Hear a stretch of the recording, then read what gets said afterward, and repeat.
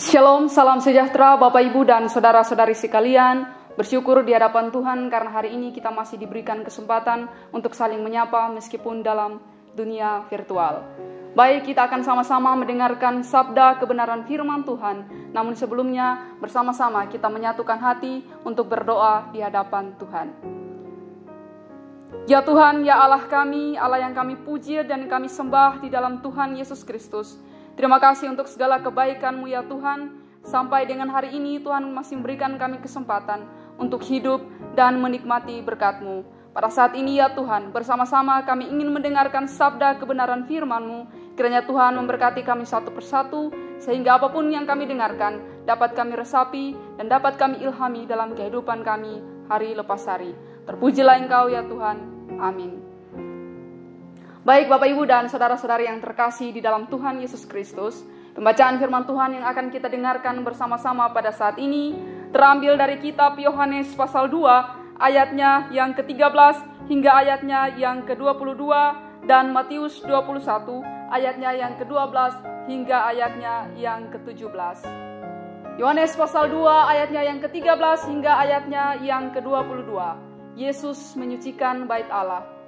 Ketika hari raya Paskah orang Yahudi sudah dekat, Yesus berangkat ke Yerusalem. Dalam bait suci didapatinya pedagang-pedagang lembu, kambing domba dan merpati, dan penukar-penukar uang duduk di situ. Ia membuat cambuk dari tali, lalu mengusir mereka semua dari bait suci dengan semua kambing domba dan lembu mereka. Uang penukar dihamburkannya ke tanah, dan meja mereka dibalikannya. Kepada pedagang-pedagang merpati ia berkata, "Ambil semuanya ini dari sini. Jangan kamu membuat rumah Bapakku menjadi tempat berjualan."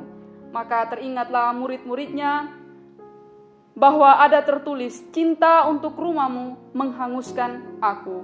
Orang-orang Yahudi menantang Yesus katanya, "Tanda apakah dapat engkau tunjukkan kepada kami bahwa engkau berhak bertindak demikian?" Jawab Yesus kepadanya, "Rombak bait Allah ini dan dalam 3 hari aku akan mendirikannya kembali." Lalu kata orang Yahudi kepadanya, 46 tahun orang mendirikan bait Allah dan engkau dapat membangunnya dalam 3 hari. Tetapi yang dimaksudkannya dengan bait Allah ialah tubuhnya sendiri. Kemudian sesudah ia bangkit dari antara orang mati, barulah teringat oleh murid-muridnya bahwa hal itu telah dikatakannya, dan mereka pun percaya akan kitab suci dan perkataan yang telah diucapkan Yesus. Selanjutnya kita membaca dari kitab Matius pasalnya yang ke-21 ayatnya yang ke-12 hingga ayatnya yang ke-12 hingga ayatnya yang ke-17. Yesus menyucikan bait Allah. Lalu Yesus masuk ke bait Allah dan mengusir semua orang yang berjual beli di halaman bait Allah. Ia membalikan meja penukar uang dan bangku-bangku dengan merpati dan berkata kepada mereka, "Ada tertulis, rumahku akan disebut rumah doa, tetapi kamu menjadikannya sarang penyamun." Maka datanglah orang-orang buta dan orang-orang timpang kepadanya dalam bait Allah itu dan mereka disembuhkannya. Tetapi ketika imam-imam kepala dan ahli-ahli Taurat melihat mujizat yang dibuatnya itu dan anak-anak yang berseru di dalam bait Allah, "Hosana bagi anak Daud," hati mereka sangat jengkel. Lalu mereka berkata kepadanya, "Engkau dengar apa yang dikatakan anak-anak ini?"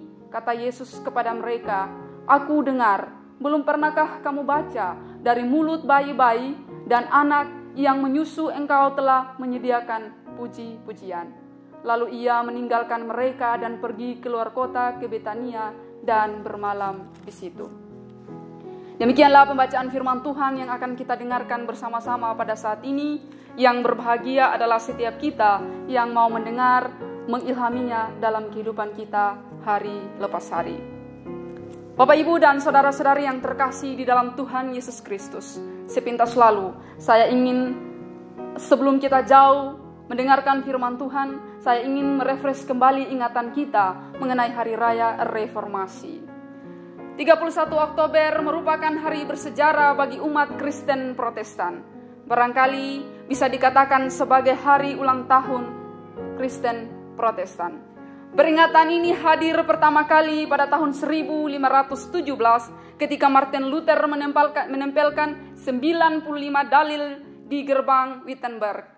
Aksinya tersebut merupakan bentuk kritik dan protes kepada gereja kala itu karena telah melakukan praktek indulgensia atau surat penghapusan dosa, yang menurutnya bertentangan dengan Alkitab karena imam yang seorang manusia yang memiliki kehendak pada saat itu. Sejak saat itu pula, kelompok baru muncul dan diberi nama Protestan. Jadi Protestan ini harus menjadi ciri khas dan semangat bagi kita yang suka protes karena ketidakbenaran. Itulah yang telah dilakukan Martin Luther bersama Calvin, Zwingli, dan tokoh reformator lainnya. Mereka telah melakukan reformasi gereja dengan 3 semboyan yang sangat terkenal, yakni sola gratia, hanya karena anugerah, sola fide, hanya karena iman, dan sola scriptura, hanya Alkitab. Namun ternyata semangat reformasi ini bukan baru muncul ketika masa Luther.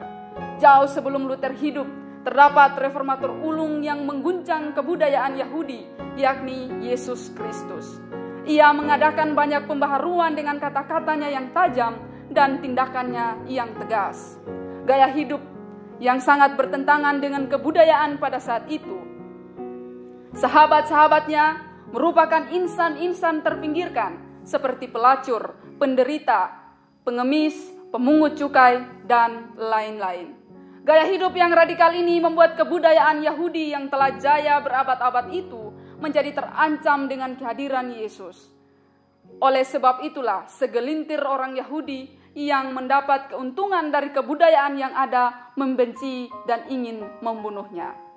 Saudara-saudara yang terkasih di dalam Tuhan Yesus Kristus, pembacaan Alkitab yang telah kita perhatikan tadi tentang penyucian bait Allah merupakan salah satu tindakan tegas dan reformasi yang dilakukan oleh Yesus Kristus terhadap kebudayaan Yahudi kala itu. Berhubung hari raya Paskah sudah dekat, maka Yesus bermaksud meninjau bait Allah. Mengapa ia berbuat demikian? Karena bait Allah merupakan pusat penyembahan bangsa Yahudi kepada Allah pada saat itu. Sebagai tempat beribadah, maka kerohanian bangsa Yahudi diukur dari situ. Oleh pembacaan kita pada saat ini mengatakan bahwa kedatangan Yesus ke bait Allah kala itu berakhir dengan penyucian yang telah dilakukannya. Namun sesungguhnya, apa yang terjadi di bait Allah pada saat itu? Apa yang Yesus lakukan? Dan apa dampak setelah Yesus berbuat demikian? Mari kita mendalaminya melalui pembacaan dari kisah yang telah kita baca bersama-sama. Saudara-saudara yang terkasih di dalam Tuhan Yesus Kristus, setiap hari raya orang Yahudi termasuk orang Yahudi diaspora wajib datang ke Yerusalem untuk beribadah. Seorang sejarawan Yahudi, Flavius Josephus, mengatakan bahwa pada hari raya keagamaan berdatanganlah orang-orang Yahudi dari berbagai pelosok dan jumlah mereka kira-kira 2 juta orang. Sudah menjadi tradisi bagi setiap orang Yahudi untuk selalu mempersembahkan kurban di bait Allah. Bagi yang mampu, biasanya mempersembahkan lembu, kambing, domba, sedangkan bagi yang kurang mampu, biasanya mempersembahkan burung merpati. Rupanya tradisi semacam ini membuat beberapa orang melihat ini sebagai peluang bisnis untuk mendapatkan keuntungan-keuntungan dari bait Allah dengan menjual binatang-binatang dengan harga yang sangat mahal. Bagi mereka cukup dengan membeli di pelataran bait Allah dan tidak perlu membawa dari rumah karena itu akan sedikit merepotkan, sehingga mereka mencari solusi untuk membeli dalam bait Allah saja. Sepintas lalu apa yang telah kita dengarkan seolah-olah menolong orang lain, namun sebenarnya telah terjadi pemerasan yang luar biasa. Harga binatang-binatang di bait Allah bisa menjadi berkali-kali lipat atau bisa 20 kali lipat. Dengan demikian, di bait Allah ini ternyata ada orang-orang tertentu yang mendapatkan keuntungan-keuntungan dari aktivitas-aktivitas rohani. Pada pedagang dan penukar uang itu setiap hari ada di bait Allah, namun bukan untuk menyembah Tuhan, melainkan untuk mendapatkan keuntungan-keuntungan tertentu. Melihat hal tersebut, Yesus bukannya menunjukkan sikap sabar, tetapi justru ia marah. Namun kemarahan Yesus pada kisah ini haruslah dipahami sebagai kemarahan yang suci. Belajar dari Yesus untuk bisa marah ketika diperhadapkan dengan situasi ketidakbenaran. Yesus tidak menegur, mungkin karena ia tahu bahwa pemungut cukai dan pedagang-pedagang itu sudah mengetahui kesalahan mereka, namun tetap melakukan. Artinya semacam ada dosa yang disengajakan. Penukar-penukar uang itu melihat hal itu sebagai hal yang biasa-biasa saja. Tetapi dengan kedatangan Yesus langsung mengusir mereka. Yesus tidak melakukan pelan-pelan tetapi secara revolusioner. Kendati demikian, tindakannya tidak berjalan mulus begitu saja. Ia ditantang oleh orang-orang Yahudi, namun Yesus tetap menghadapi dan menjawab mereka. Setelah Yesus berbuat demikian, apa yang terjadi? Matius mencatat bahwa setelah itu datanglah orang-orang buta dan timpang kepada Yesus dalam bait Allah dan ia menyembuhkan mereka. Hal yang menarik bahwa ternyata dalam perjanjian lama Daud tidak mengizinkan orang buta dan timpang masuk ke dalam bait Allah. Namun dalam perjanjian baru, anak Daud Yesus Kristus membuat mereka masuk ke dalamnya. Pada bagian lainnya, Yohanes mencatat bahwa setelah Yesus bangkit, peristiwa ini memperingatkan murid-murid Yesus sehingga mereka percaya akan kitab suci dan perkataan yang telah diucapkan Yesus. Bapak, Ibu, dan saudara-saudari yang terkasih, mengakhiri perenungan firman Tuhan pada saat ini, marilah kita kembali mengingat kisah Yesus. Penyucian bait Allah barangkali menjadi pengingat bagi kita terhadap keadaan dunia saat ini. Di gereja, di kampus, di organisasi, pemerintahan, dan tempat-tempat lainnya, masih saja ada praktek-praktek yang menyimpang dan mencari keuntungan-keuntungan sendiri dari golongan-golongan tertentu. Bukankah masih ada di antara kita yang menjadi pemimpin untuk mendapatkan fasilitasnya, datang ke gereja untuk mencari popularitas dan kedudukan semata, menjadi pejabat agar bisa mendapatkan banyak uang? Apalagi di tengah-tengah situasi pandemi COVID seperti ini, yang bahkan tidak seorang pun dapat mengetahui kapan berakhirnya. Jika kita memang tidak berbuat demikian, bagaimana dengan orang-orang di sekitar kita? Adakah yang kita tahu? Jika kita tahu, apa yang akan kita perbuat? Beranikah kita seperti Yesus untuk bisa bertindak tegas? Atau barangkali kita enggan untuk menegur karena kita merasa tidak enak hati, takut hubungan tidak baik, atau bahkan kita takut posisi kita terancam? Civitas Akademika Universitas Kristen Satyawacana yang terkasih, melalui peringatan Hari Reformasi, kita diajak untuk kembali merenungkan teladan yang diberikan Sang Reformator Ulung, sebagaimana yang dilakukan Martin Luther untuk bertindak tegas terhadap ketidakbenaran di sekitar kita. Sudah pasti hal tersebut dimodali dengan sikap benar dari diri kita sendiri. Kembalikanlah kampus UKSW ini kepada bentuk aslinya. Reformasi dengan kesadaran bahwa kampus ini milik Tuhan, sehingga setiap proses yang berlangsung dalam kampus ini didasari dengan takut akan Tuhan sebagai permulaan pengetahuan. Selamat memasuki minggu kerja yang baru. Selamat Hari Raya Reformasi. Kiranya Tuhan Sang Reformator Ulung, Tuhan Sang Kepala Gerakan, senantiasa menyertai dan memberkati kita sekalian. Amin.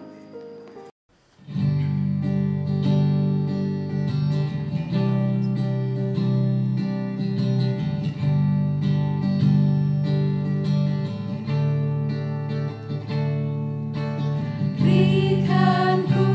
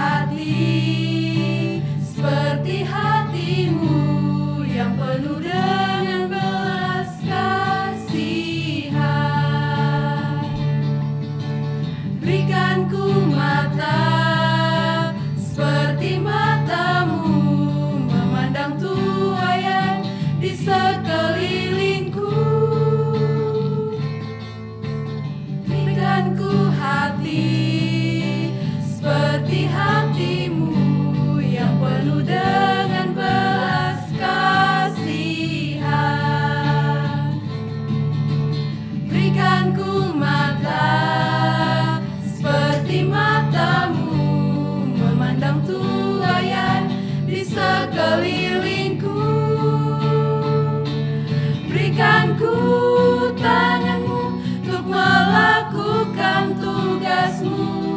Berikan ku kakimu melangkah dalam rencanamu.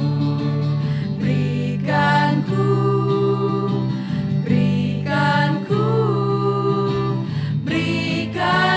hatimu.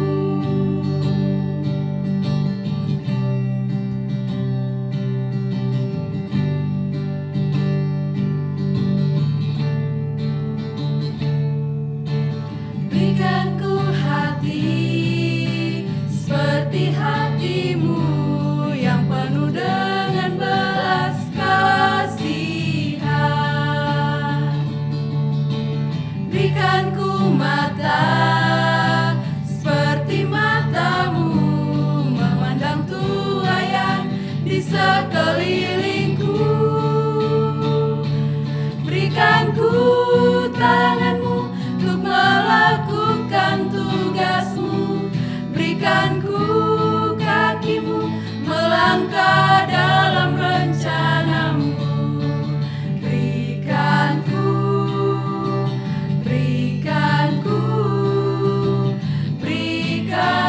hatimu. Berikan ku tanganmu untuk melakukan tugasmu. Berikan ku kakimu melangkah dalam rencanamu. Berikan ku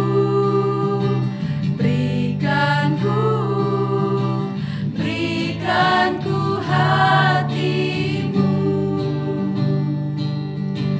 Berikan ku hatimu. Berikan ku hatimu.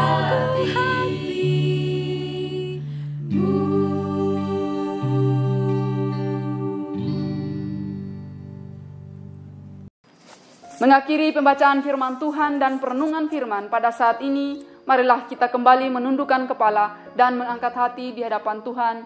Kita berdoa. Kembali lagi kami datang menghadap Dikau ya Tuhan, Allah kami yang begitu luar biasa menyertai kehidupan kami. Terima kasih telah memberikan kami firman yang luar biasa untuk kami dapat merenungkan dan kami lakukan dalam kehidupan kami hari lepas hari. Menjadilah seperti yang Engkau kehendaki dalam kehidupan kami ya Tuhan, sehingga apa yang kami lakukan semuanya itu hanya untuk memuji dan memuliakan nama-Mu. Tuhan kiranya memberkati segala pergejolakan yang terjadi di bangsa ini, segala bentuk penindasan yang terjadi di bangsa ini. Kiranya Tuhan memberkati kampus Universitas Kristen Satya Wacana dan seluruh elemen yang ada di dalam kampus ini Tuhan. Kiranya Tuhan memberkati dan kiranya Tuhan juga menyertai akan seluruh pergumulan kehidupan kami yang ada pada saat ini. Demikianlah yang bisa kami sampaikan kepadamu ya Tuhan. Terima kasih untuk kasih dan penyertaan yang tak pernah berkesudahan di dalam kehidupan kami Tuhan. Dalam nama Yesus kami berdoa, mengampuni atas setiap salah dan dosa kami. Terpujilah Engkau ya Tuhan. Amin.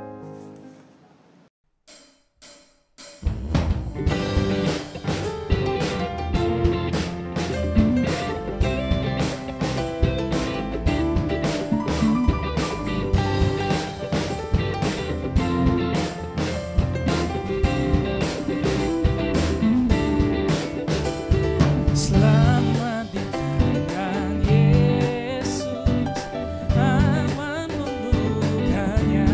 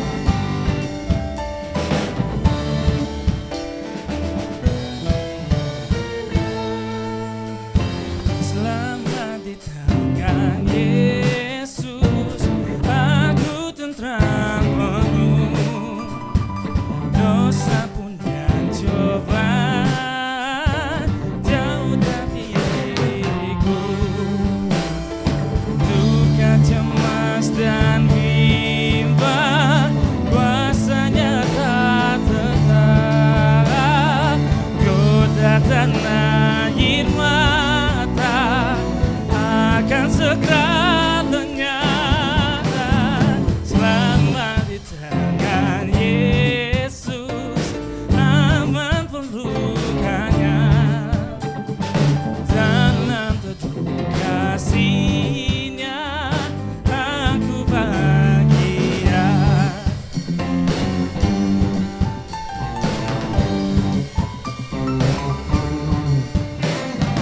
Yesus berlipat